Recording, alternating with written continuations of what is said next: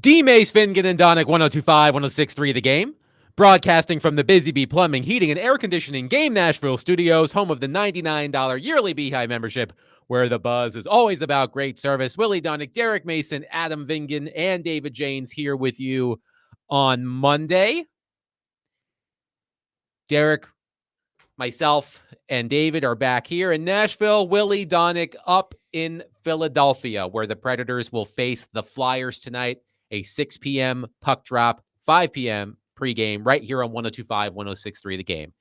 And I will say this, gentlemen, whenever I hear the name Philadelphia, let me tell you what comes to mind. Rocky? And no, it has nothing to do with Rocky. It has nothing to do with cheesesteaks. That would have been my answer. Yes. You had this story happened, by the way. I don't even know why I remember it. This story happened more than 10 years ago because it was before I moved to Nashville. It was when I was still living in Arlington, Virginia. And I was walking home from the grocery store. And I had my reusable bags because I thought it was cool and, help the environment to not have the plastic bags. So I had my reusable bags, and a tub of Philadelphia cream cheese fell out of my bag because it was just stuffed. And the gentleman who was walking in the other direction noticed I dropped the cream cheese, which I did not notice, and shouted me down. And I went to go get the cream cheese and thanked him for making sure I didn't lose the cream cheese.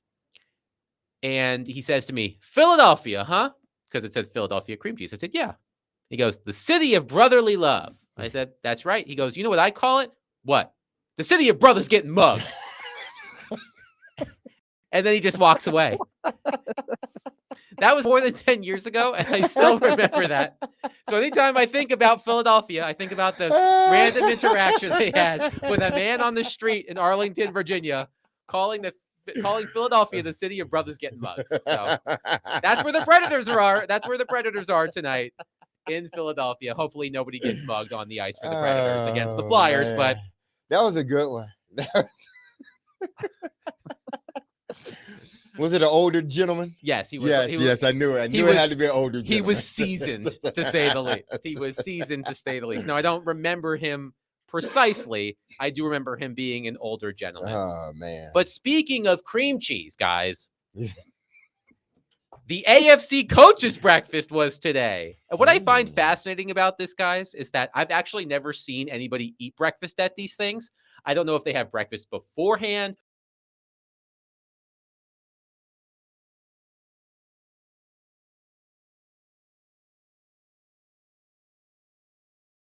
I'm not seeing anybody eating breakfast. And if there's one thing that I enjoy most, Willie and Derek, it's being asked probing questions while I'm trying to eat breakfast. I don't think anybody, Then why call it a breakfast? It's called they should call it a morning get together. Yeah.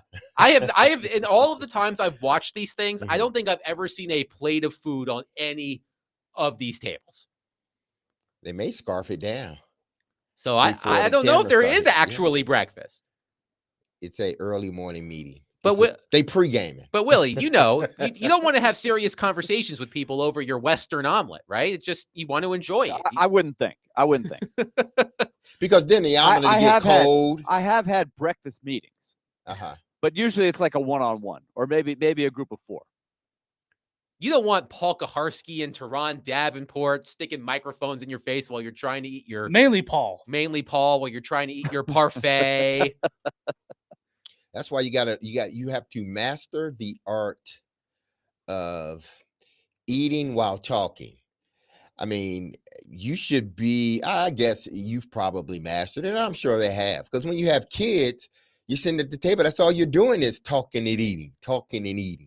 So you got to sort of master that one thing in your life that truly and honestly, it carries over to everything else. Maybe not the actual conversation that you're having with your kids, but I'm saying the ability to talk, eat, tell them not to do that, and tell the dog to move over. Yeah. I'm just saying that if you're going to call it a breakfast, I actually want to see people eating breakfast. Maybe it happens before, maybe it happens after, but I think it would be nice, like Brian Callahan having some scrambled eggs next to Teron Davenport and next to Paul Kaharski. I wonder what Kaharski eats for breakfast. He actually doesn't seem like a breakfast guy to me. I don't know why I get that vibe. Anyway, enough about cream cheese and brothers getting mugged. At the AFC coaches breakfast, according to our friend Teron Davenport, who is live in Palm Beach, Florida. Tough gig, Teron. We'll talk to Teron at 1:00, but he's at the league meetings in Palm Beach, Florida. And on ESPN.com, Teron Davenport writes this, quote, trading out of the number 1 pick remains an option for the Tennessee Titans as the NFL draft draws near. Titans coach Brian Callahan said that the team is open for business, but that it will take a significant offer to get Tennessee to move away from possibly selecting one of the top prospects in the draft. Callahan said, quote, we're open to everything at this point. If it's something you feel is beyond the value you ever thought you could get, that's one thing. But you also have to look at what a potential quarterback could look like. Those guys, to me, are priceless. Teron continues, according to Callahan, the Titans are 2 weeks away-ish, in quotes, from making their decision on the first pick. Callahan added that they have to still work through the process and that they have more touch points to go through with the prospects, namely Colorado's Pro Day to see Shedeur Sanders and Travis Hunter. And I believe that Pro Day is Friday in Boulder, Colorado. So, Willie, hearing that from Brian Callahan at this pseudo breakfast where nobody eats anything, your thoughts? Well, my thoughts haven't changed at all. I think you have to try as best you can to create I don't know if I would call it an illusion. It would only be an illusion if you already know exactly what you're going to do. But I want to create the conception across the league that I'm open to doing anything. I want to maximize the value of that first pick. And so if everybody knows you're just going to take Cam Ward and that's common knowledge, then nobody's going to call you and make a call. I think you have to present that you will take Cam Ward, but you will also hope that a lot of other teams want him and give you great offers for the first pick. It's as simple as that. So I take tongue in cheek or take it with a grain of salt any article that comes out that says this or that, because really the lane that you're creating is that in reality. And so anything that's written or said, that you could make the case that it's true, or that you're just trying to create that perception. Well, I mean, listen, it started off, with will the Titans keep the number 1 pick? Then it's, they really love Cam Ward. Now it's, unless you're willing to offer something over and beyond, we're good with the pick. There's going to be this sort of back and forth, whether you want to call it misdirection or sort of changing of the minds in regards to what they're going to do with that number 1 pick. It happens just about every year, unless you have, a consensus where this guy is going to be number 1 no matter what, whoever's picking at that spot. But this year's not one of those drafts. So, I think the Titans, they're at a point where they feel comfortable with drafting, say, through 2 to 3 guys. So unless you want to get up to this spot, we're good.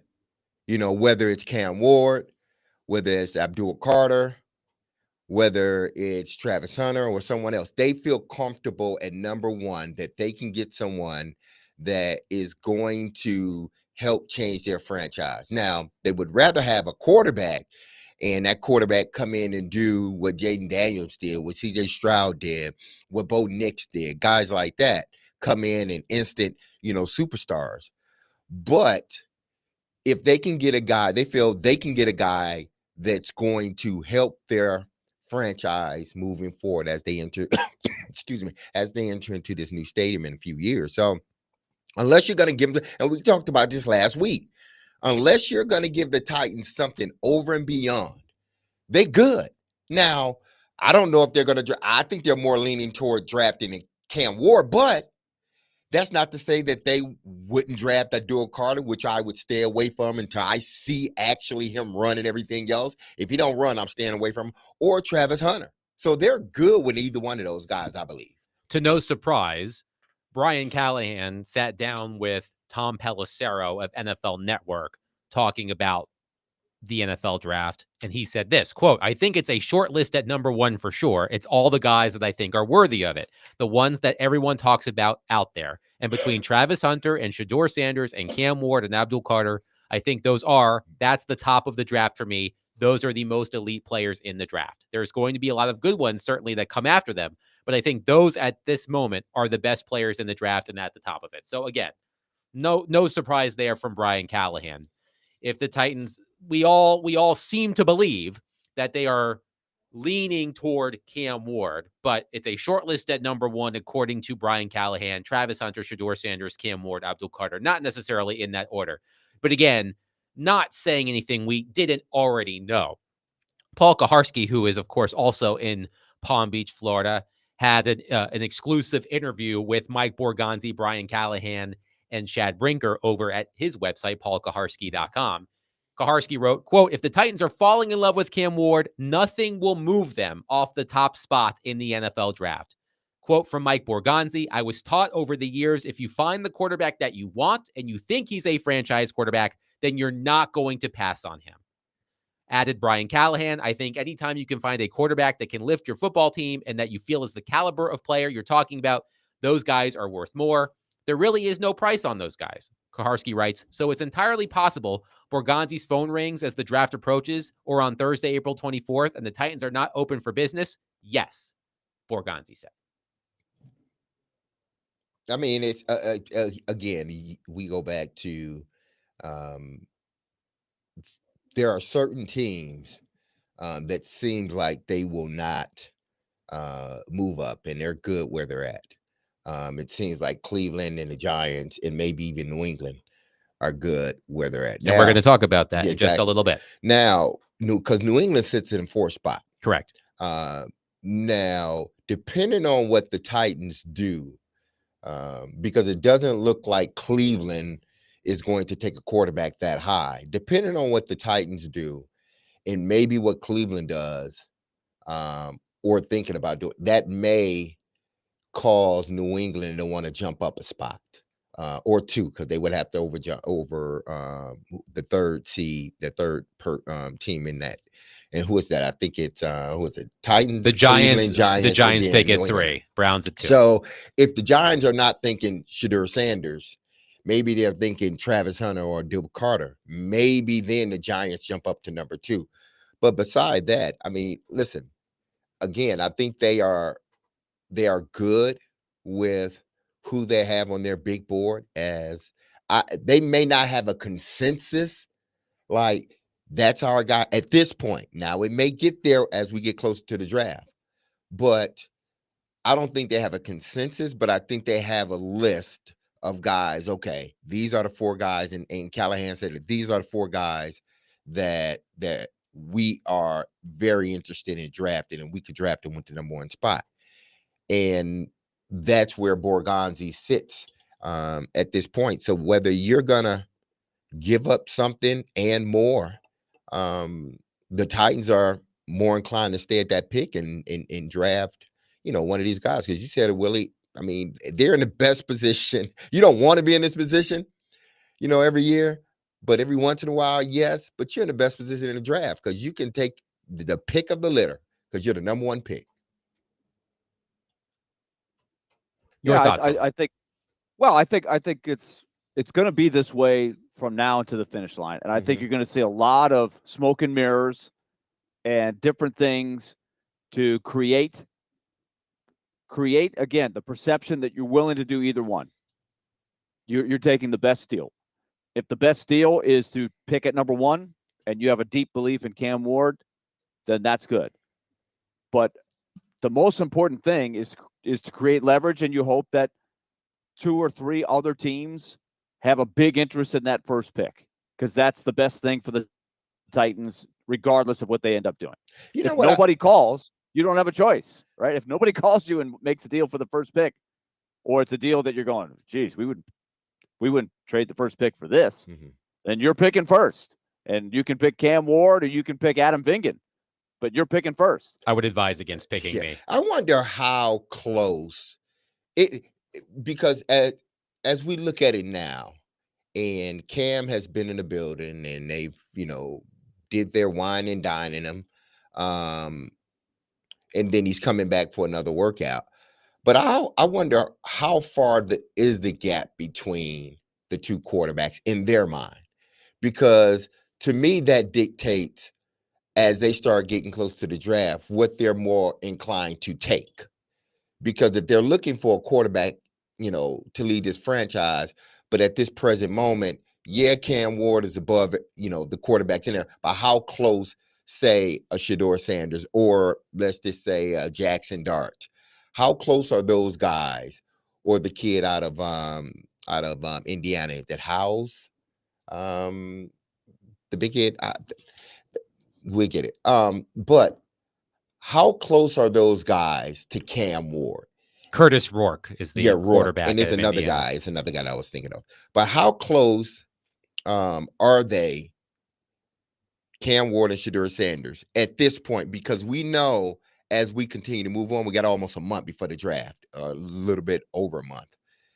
We know things will change, and we know Shedeur has to come in the building, and if they give him another workout, we'll see how that goes. But how close are these two guys right now?